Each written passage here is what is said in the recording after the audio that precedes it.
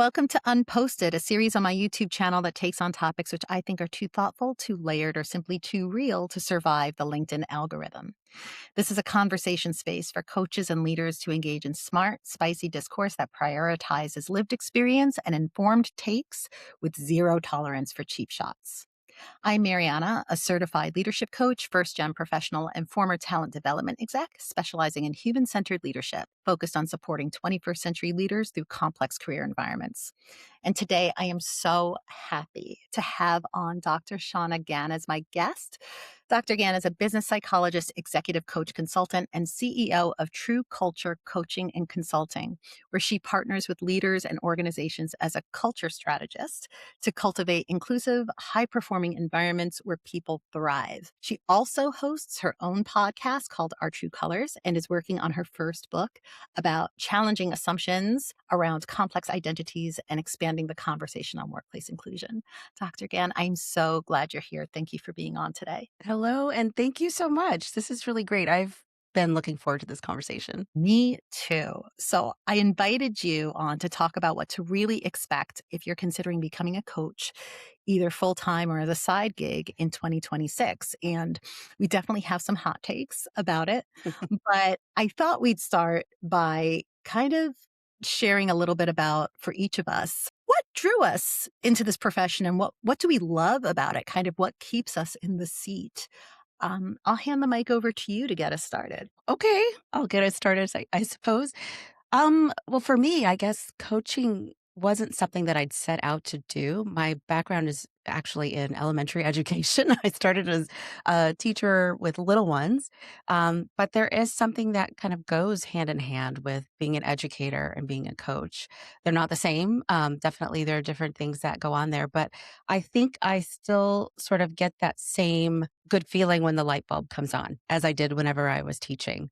I teach grown-ups too, and so I can still see those similarities, but I think it's just a fantastic feeling when the work that I do with folks helps them reach that light bulb moment, whatever that is for them. I hear you. I think for me, it's similar. It's, well, coming from a background in corporate learning and development, I always knew that I was drawn to helping others be better versions of themselves. And whether that meant, helping them cultivate skills that would further themselves in their career or showing up better as a leader, um, that was really what connected me to the work. But after 20 plus years in environments that have, I guess, varying value placed on how they prioritize that work in the culture, I started to kind of question, like, is this really something I'm still passionate about?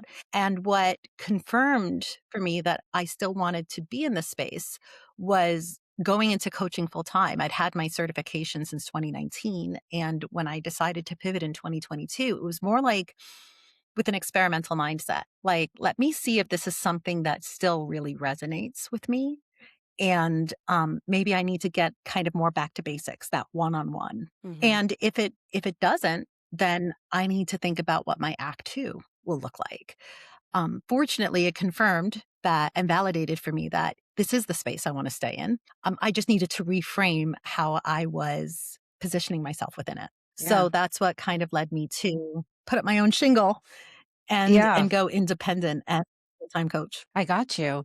Well, it's funny though, in my case, coaching wasn't the thing that was my original shingle, so to speak. I guess because I have a background in education, I've led with training. And then when I moved into business psychology, coaching is part of that, as a discipline. And so I kind of thought of it as it was going to be this extra offering, this other sort of thing that I add to my services. And honestly, in the last 2 years, it's been my number one service that's been requested. And the work that I do is largely centered around coaching. So it's funny. It was a surprise, really. Like, I didn't expect that this would become so big of a piece of what I do every day. Yeah, I think, for me, same. Like, it is by far the largest part of my business. I still do, consulting and facilitation and, curriculum development where needed, but, coaching has really been the centerpiece of my firm. And just the privilege of being able to sit one on one with someone in a vulnerable space and to really receive, whatever it is that they're wrestling with. Is it something that they feel that they're falling short on? Are they working with disempowering beliefs? And none of this is obvious necessarily when they start, but I think that they're curious enough to know that there's something that they're not tapping into that they can sense is there, and we get to be in the room with them and help them kind of sort it out and ask those powerful questions to bring about the bigger revelations that can shift behavior and mindset. So for me, that is like the thing that keeps me coming back every morning, keeps me logging in and keeps me engaged with the work. That's fantastic. I love that you um, talk about the powerful questions and being in the room with them. I think, and I don't know if this is your experience, but for me, especially for folks who've never worked with a coach before, it's a new experience to them altogether. I think some folks come in with an expectation of what they think it's going to be like. Some people sort of think it's going to be like therapy and they might avoid it because of that. Or maybe they think it's going to be like a sporting coach where you're going to give them the advice that a consultant would and tell them what to do. And once they kind of figure out, like, oh, that's not what this is about. And here is how I get to explore what's going on in my life, whether it's professional or personal, with this person that's holding space with me, then that's when it, excuse me, that's when it really opens up. And I think that's amazing. So yeah, I like that you bring that piece up because I think some folks don't even know what they're getting into when they start working with a coach. But then once they unlock that, it's really cool. Yeah. You are so spot on, and that people often they want coaching, they're interested in it, they're even intrigued by it a little bit, they're excited a lot of the times, but I think, a big gap of understanding in terms of what coaching is actually designed to be and designed to do, and other types of, professional or leadership development. Sometimes people assume that this is one-on-one tutoring, Yeah. that basically I'm going to be the teacher and they're going to be the student and they're going to take notes and then they're going to get homework and they're going to be evaluated the next time they come in and I'm going to give them a grade. Like, and this is so much messier than that. Yeah. I try to help them embrace that. Like, no, this is your space to get messy. This is your space to say all the things that are rolling around in your head that you don't feel safe saying in the boardroom or from behind the desk or in the meeting. And then unpacking, like, what's getting in your way and how do you want to show up differently and what commitments do you want to make to yourself? Like, I'm there to help you show up for yourself in a bigger way. And, what you decide to do or not do, that doesn't impact me. That impacts you. So, it's like the empowerment piece, I think, is really overlooked. Like, that's part of the gift and the benefit. I don't think they do, but I also think that we're not trained to, and by trained, I mean conditioned. Like our whole way of being, particularly in the US, I'll speak from that lens, is you start kids when they're barely talking about what do you want to be when you grow up. There's always supposed to be some answer to something, but get those gold stars, get this, whatever. So, I mean, it's not a surprise to me that people feel like they're going to be judged or evaluated in some way, or that they expect it, they come to expect it, or that they're like life is a test. We're so conditioned to, honestly, do rote memory and not explore that much and be able to truly exercise critical thinking, that it's like what I'm going to say is either going to be right or wrong. And they're going to tell me and I'm going to, get in trouble, or I'm not, or this is going to work or it's not, rather than saying, like, hey, this is open. Like you said, this is your space. What you do is up to you. And what you decide to go with is up to you. That sometimes is scary to people when you leave it up to them. They're not used to things being up to them. And so I think that's a major thing to overcome once people are like, what do you mean?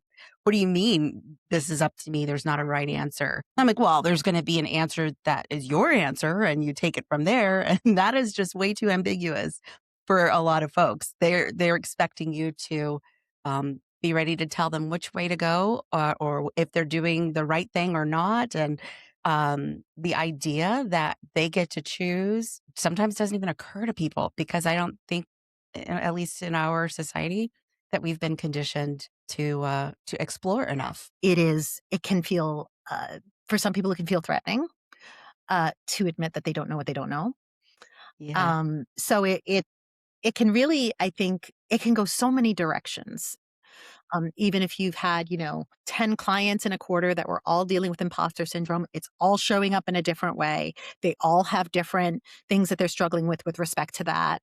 And they also have kind of their own stories about why things are happening in certain ways. But we're also going to acknowledge that, what feels personal can show up in the professional and vice versa. So there's none of this like, dividing or silencing one part of your brain versus the other. Like they're always feeding us data, whether it's your logical brain or your central nervous system. And it's our work as coaches to help people sift through both of those things, which lights me I up. couldn't agree more.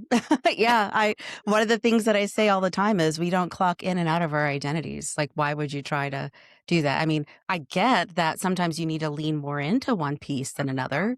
Like one you need to lean into a part of you more than another part of you, depending on the context. But who you are is who you are. So, what's the point of trying to separate that? I love that. I love what you said about, identities and like you just can't kind of, parse out, right? Learning how to have grace for all of it is a big part of what we do. But the shadow side here, let's pivot into what the reality is for coaches in 2026. And let's begin with the credentialing piece because I think I don't know if it's the same for you, but people that inquire to me about like, oh, how did you get started in this? What do you recommend are the steps? A big question I get is certification necessary? What do you think? Oh, she's ready to get into it. Okay. Well, firstly, just to answer directly, no, I don't think that certification is necessary to get into it because to get into the field because there's a whole lot of practicing coaches out there right now who aren't certified and they are having success with their businesses. I chose to get certified specifically I got my diversity certification in coaching um, because to be real with you. It was post George Floyd, and people were, I felt, finally starting to see value in understanding diversity, equity, and inclusion. That was where my work mainly was. I mean, it still is in a way, even though I kind of approach things a little bit differently today than I did 5, 6 years ago. But it felt like it was the right kind of certification. I don't think that I would have gone for my certification in coaching had I not stumbled upon this very specific program that was geared towards diversity and the work that I was already doing. I say that because my business psychology degree includes practice and coaching. So it was something I was already trained to do. Um, I also say that because speaking of conditioning and society, I feel like many of us have been conditioned to believe that achievement and success means you've got to have some gold sticker, some sticker to go with it, some badge, some certificate or certification to go with it. So I feel like many of us are taught to believe that we cannot be legitimate without those things. Now, there's a caveat to this. Even though, Mhm. in my opinion, even though there are practicing coaches out there who haven't gotten certified in whatever way and that they're successful, I do believe that formal education and standards matter. And I'm saying this because I've learned this so much in the DEI space. There are some benchmarks out there. For anybody watching, or even for you, Marianne, I don't know if you're familiar with the GDEIB, the Global Diversity Benchmarks. It's a great way to kind of say, hey, as professionals, do we agree on how to do this work? That doesn't really exist very strongly in DEI, and as a result of that, I think we've seen the anti-wokeness come out and the pushback because people don't fully understand what it is. So I do believe that there is benefit to getting certified and to having that sort of mutual understanding of what this profession is. So I don't know what you think about that, but I kind of have both of those feelings at the same time. And valid. Like, I'm with you for a lot of that, and I've shared this hot take with you before.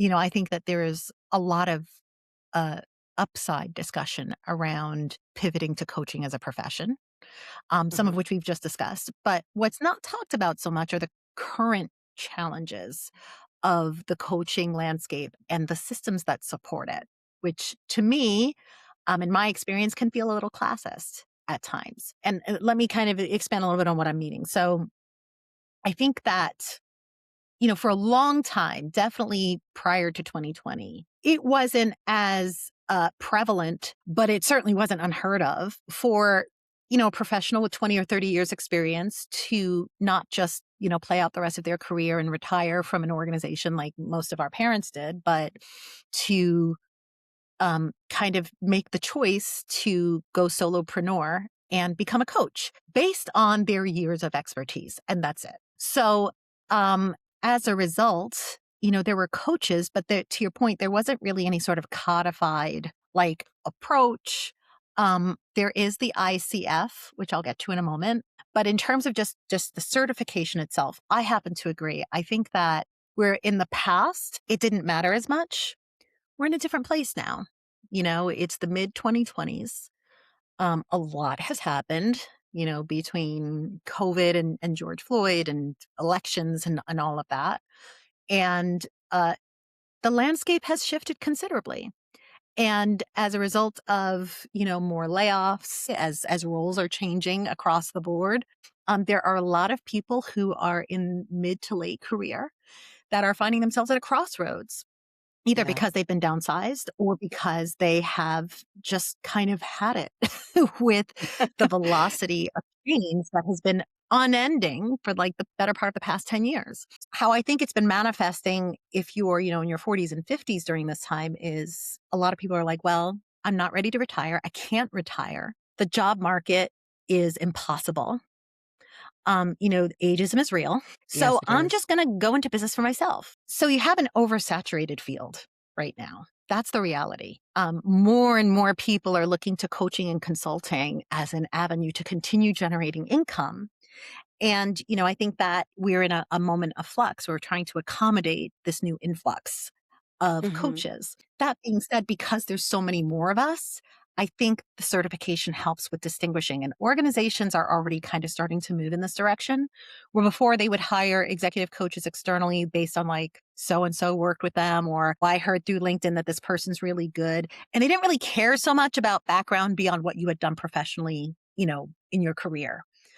Right. Now it's like they're looking more for certified coaches. Some of them are looking for ICF accredited coaches. ICF is the International Coaching Federation, and right now it stands as pretty much the only governing global body that designates criteria for coaching excellence based on ethics and competencies tied to those ethics. I think in the past it wasn't as necessary. Now I think it's becoming more so just because the field is becoming so much more competitive. No, I mean, I do think that's true. As a business owner who has to do the hustle and the grind and find business, it's something that I see a lot where there'll be a bid out, a call for proposals, and one of the things that folks want is that ICF certification. That's true also as a small business owner, right? I'm SWAM certified in Virginia. That's small women and minority owned business. And uh, I don't know. I even as other companies who are gonna be primes, like the prime, contractor on a lot of federal or local, government contracts, they look for SWAM businesses like mine to support them, but guess what? They're looking for that certification. So I think that's true, and what you're saying about the market, so to speak, being saturated, I can't deny that. Everywhere you look, there's some kinda coach, and there's somebody who is ready to make money off the coach too. So, like, it's a whole business in itself. Not only the market being flooded with coaches, new and not so new, but the people who want in on it in a different way as well. So it can be kind of tricky to navigate the space right now. I'm so glad you brought that up. Let's go there. Let's go there because, Okay. that's something that I did not realize the extent of until I was in it. So maybe this can help someone else. And just for the record, we're Yeah. certainly not discourage anyone from this No. path, but I feel like we're kind of doing others a service by saying there's some stuff that maybe is in the fine print that no one really ever mentions. And one of them is the cost. I cannot believe how expensive it is to not only get credentials, but maintain your credentials. And then there's expectation that, you have to renew your credentials, which requires a whole other set of criteria for, continuing education credits. And like that to me, sometimes I wrestle with because, I identify very strongly as a first generation professional. My parents were working class their entire lives. Nobody in my family ever owned a business. No one in my family ever worked white collar. I was the first one to complete college and go into a white collar career, which left me with, some benefits, in terms of my outlook and my grit, but also it left me severely, I think, underprepared in other ways. So one of the things that registered with me is that it's a little bit classist. Like you have to have the money and the financial security to kind of feel okay going into this. It can be very difficult if you're kind of like, if you're between jobs and you don't have a cushion, it may come as a shock how much money you're going to need to kind of funnel in upfront and then continue to pour into it. Aside from your business, this is aside from marketing. This is aside from anything else that you might want to do to promote or scale or Right. whatever. So that's something that I wish I'd known. Yes, and right now you're just talking about the certification part and then maybe some marketing, right? But let's just sort of immediately these are some of the hidden costs that came to mind or things maybe they're not so hidden, but things that I found myself spending money on that are more than just marketing. And social media is marketing, by the way. And it's for a lot of people it's the closest to free that we can get, right? Even though there are things like paid ads or whatever. But here's some of the things that came to mind to me as you were saying that.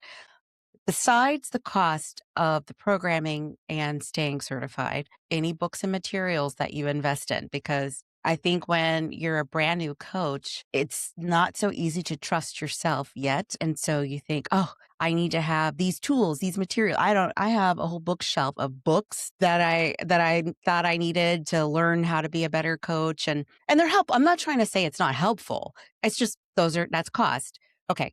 Conferences I better conferences are expensive. And if you are a business owner, if you aren't working for someone else, another company that's going to like pay you a stipend, or you get some like, a lot of organizations, if they're big enough, offer professional development money or something like that. I don't get that. So if I want to go to a conference, I've got to scrounge it up. And conferences are not cheap. Sometimes they're $600 or more. Sometimes they're in the thousands, plus travel, Mhm. plus accommodation because, oh, we want to network. We want to be able to find clients and have people know who we are, again, with the distinguishing and differentiating yourself from others. Okay, so we've got the marketing, we've got the learning, we've got the networking, but then there's also things like, oh, I need to make sure that I'm got my website together because I need to be found. And that costs money to yes, Right. you can do some of the there are like free to low price ones, but then you need somebody to help you with your SEO, your search engine optimization, because you're not going to come up on Google unless you do that. I mean, it's just on and on and on. And meanwhile, it's about tax time. That's kind of why this is also my mind because I'm thinking of all of my expenses versus my income and what that profit line is going to look like after I've invested this, that, and the other. Not to even mention, I didn't even talk about technical equipment and things because many of us are virtual practitioners now, and if you're not, are you having to lease or pay for a space for people to come to you? Or are you an in-house coach or not? Like all of these things add up and that's over and above the cost to be certified and maintain that certification. 100%. And now let's talk about kind of the other side of it, which is like, so you're kind of paying out, all this money that you have to, right? If you're going to do this, like that's non-negotiable. You need your continuing education, you need your website, your conferences, all the things you said.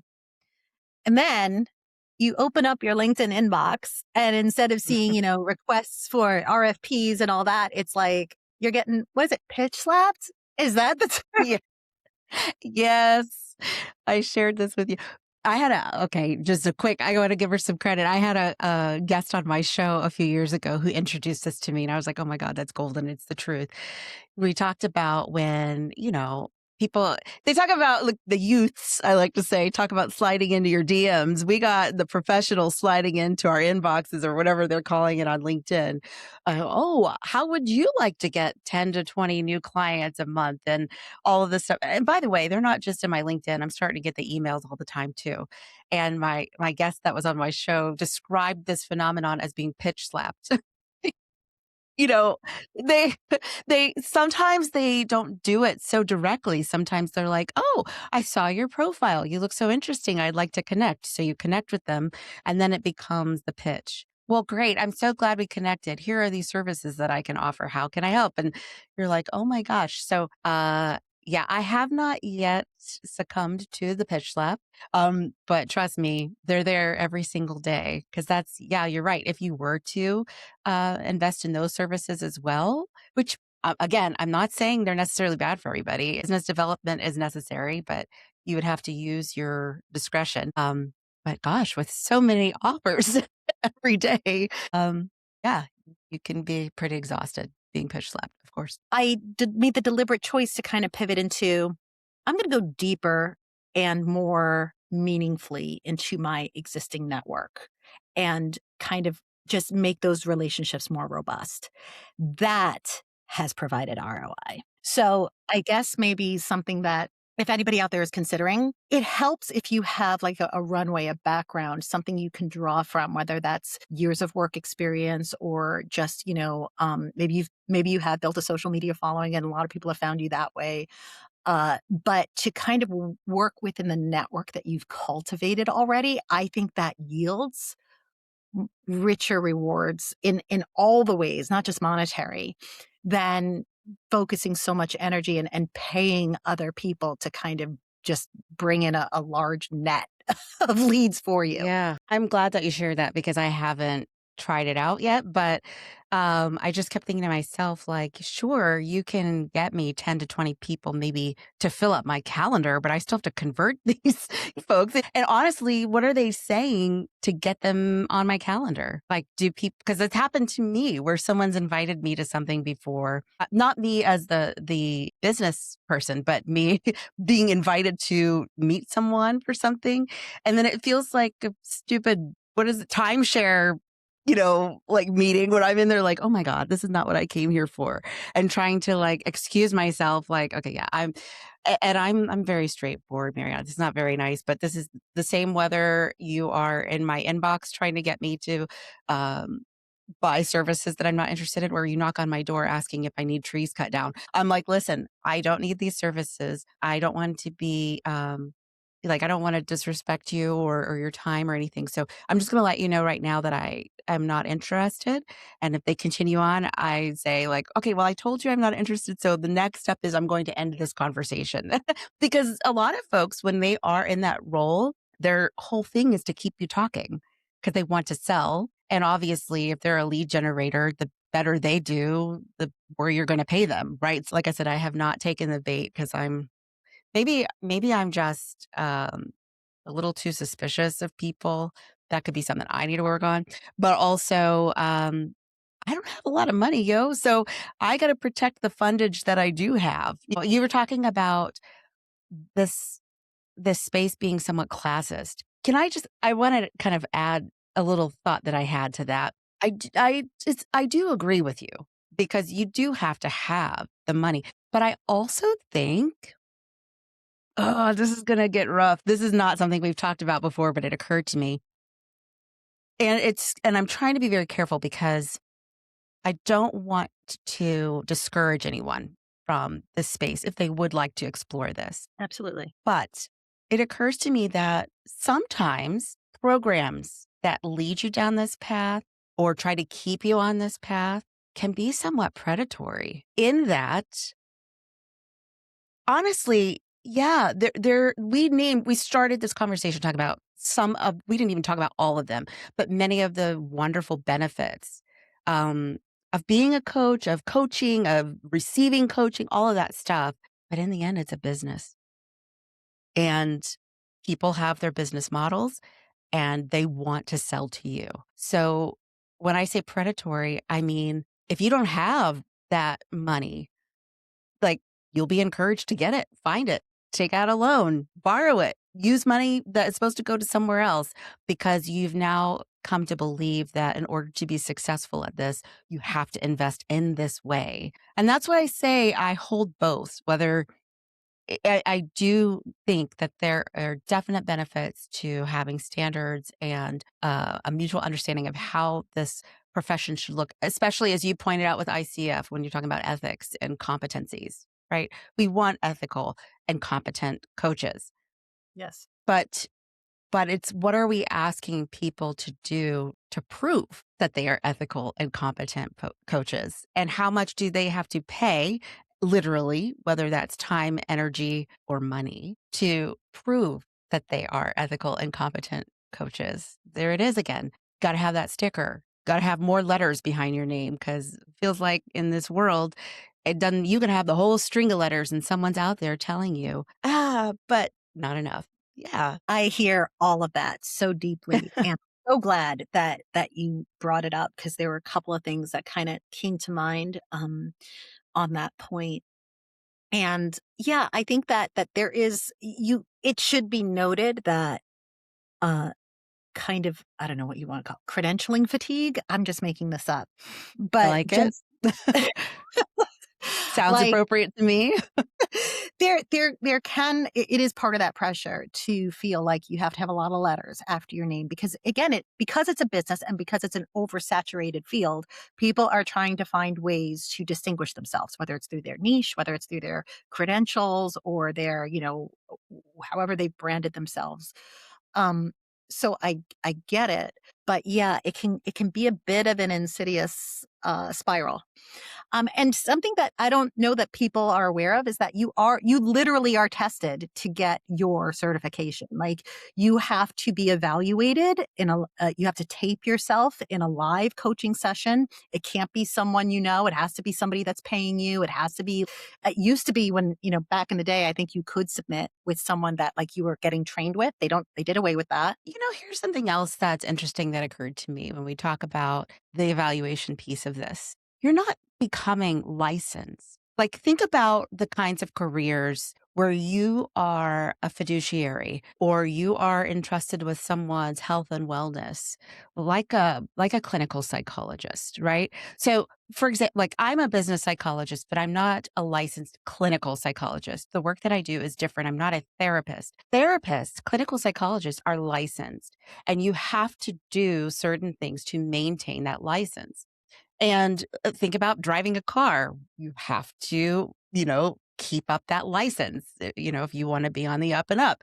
And so a certification being treated like a license in that way, I find very interesting. I'm not trying to poo poo this at all. I really do see the benefits of this, of being certified. But when we're talking about hidden costs, including the hidden cost of stress and anxiety, if you are a person who has anxiety when it comes to being evaluated and tested, as many of us do, like there's that piece to think about. Not to say you can't work through it. How many coaches do? It's just knowing that that's something that you're going to face is really important. And then, having to do this over and over again, because that's the whole idea of maintaining it.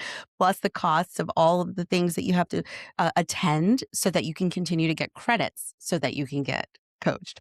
Plus, if you have to pay for lead generation so that you can get enough clients so that you have enough hours to submit. Like there are all of these pieces that go with this. So yeah, I think it's a great idea for people to know like if this is something they want to go into. Can is it okay? Do I have time? I just wanted to share like one other sort of insight. Okay. I do think, Mariana, that all of this is worth it if your number one and only offering is to be a coach, a professional coach, an executive coach, and there's other kinds of coaches, life coaches, et cetera, right? But either way, so I think if you are a business owner and you're not an in-house coach, you're working for yourself. Yes. Every entrepreneur, every business owner has to do risk analysis and benefits analysis and decide, what percentage of my services or my offerings are going to be this coaching piece? And then you invest accordingly. If you offer other things, then you might decide which things you want to participate in to continue that path. Like, you don't have to be ICF certified to be practicing, as we talked about, right? But there are those benefits to it. But if other parts of your business are more lucrative for you or are a bigger piece of what you do, then you've got to carefully weigh, how much do I want to pour in to this other piece? If it's the only thing that I'm doing and it's the most important piece that I'm doing, then yeah, maybe it's worth it to you to pay those costs. I just want to clarify something when I'm talking about certification and so on. There's like the program that I went through, what I did get certified, and it was a program that was accredited through ICF, which is different than becoming ICF certified, right? So I Yes. still had a rigorous program. I still was trained. I still had to practice. I was still evaluated. Um, but I just wanted to point out that there are programs that are accredited through ICF that still have rigor and testing and evaluation that aren't exactly what ICF is. So it's a really strong point. We should make that when we talk about ICF accreditation, that is like a separate thing. You can become coach certified and not have the ICF accreditation. The ICF, being the global governing body, has become more prominent and is becoming more of a distinguishing factor. More organizations than in the past are kind of looking to that as like, that's who we'll consider. So I'm so glad that you made yourself available today to kind of come into the space and have more of a nuanced, real conversation about what people should expect. Thank you. Thank you for having me, and thank you for keeping it real. Um, I think we should be having conversations like this. I appreciate it. Well, maybe we can actually pick this up for a part 2 on your podcast. Ooh. See, we'll talk. Let's see. Mariana, was that a pitch slap? Did I just get pitch slapped? Oh, wow. Okay. That was a bar. That was a bar. I'll I'm give you. just teasing. I'm looking forward to continuing the conversation. Keep doing what you're doing. We need you out there. And thank you so much for your time. Thank you, 100%. And y'all, I was just messing with her. But I got but you, girl. yes, let's keep talking. Thank you so much. Thank you so much. And if you've stayed with us this long, thanks for checking us out. Like, subscribe, share with a like minded learner, and be good to each other. Stay gold. We'll talk to you soon.